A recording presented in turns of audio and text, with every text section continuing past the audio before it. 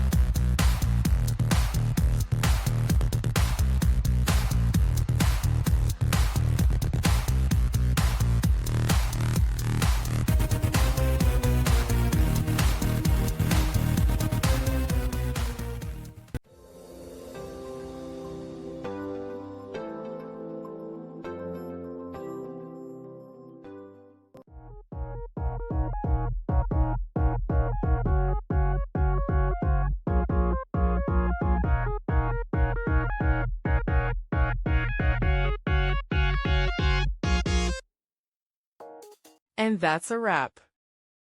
I hope you found the answer you were looking for. If you did, take a second to hit that subscribe button. It really helps out. And let me know in the comments which solution worked best for you. See you next time in the debug zone.